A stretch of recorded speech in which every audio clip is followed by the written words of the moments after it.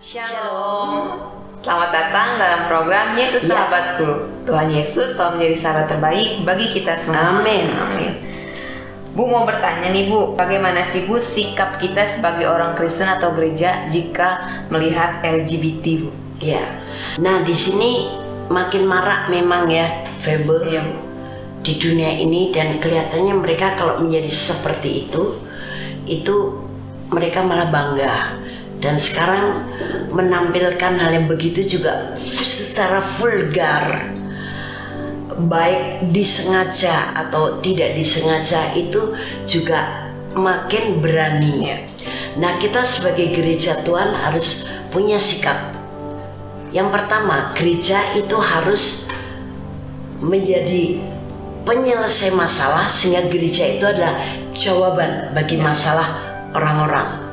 Yang kedua, gereja itu harus menjadi tempat penggodokan, sekolah, pemurnian, pematangan, pendewasaan untuk umat Allah.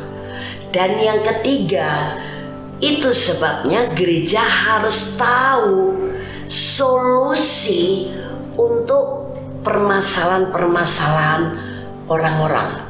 Di antaranya permasalahan LGBT ini.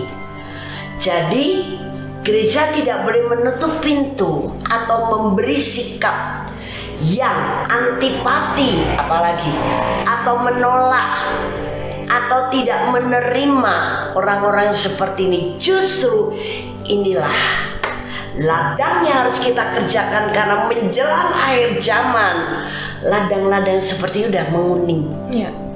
Kita bereskan, karena dalam Tuhan Dia adalah penyelesai, Dia adalah jawaban, Dia adalah Tuhan, Tuhan segala Tuhan yang punya kuasa untuk bisa menyelesaikan, bisa memenangkan, bisa menjadi jalan keluar untuk setiap masalah kita. Jadi gereja harus bersikap matang seperti ini. Jemaat Tuhan juga harus diingatkan ketika ada jemaat yang seperti ini, jangan bersikap sinis, jangan menjauhkan orang itu, jangan juga apalagi bersikap antipati, kemudian bisik-bisik di telinga, terus memberikan reaksi yang seperti jijik dan sebagainya. Nah itu harus bertobat kalau masih ada orang-orang Kristen yang seperti itu. Namun orang-orang seperti itu ada beberapa sebab dan penanganan yang semuanya itu ada pewahyuan dari Roh Kudus dan kemampuan dari kuasa urapannya sehingga bisa membebaskan orang itu. Adapun tentang tadi hal sebab musababnya serta cara penanganannya akan saya bahas secara detail dan gamblang pada sesi acara Hope SCC TV setiap hari Jumat dengan tema kuasa dalam firman-Nya. Akan saya bahas secara alkitabiah dan berdasarkan pewahyuan daripada Roh Kudus, juga kesaksian yang telah mengalami kemerdekaan dari keadaan seperti ini. Nah itu sebabnya gereja harus mau dan bisa menang yang terbaik. Karena hal ini juga kadang-kadang seorang pria tadinya normal, tapi dia iseng-iseng ya, hanya untuk ketawa-ketawa, menirukan wanita-wanita atau pria yang sudah mulai melambai. Akhirnya dia keterusan. Roh itu kemudian bisa mempergunakan fisiknya atau melalui transfer spirit.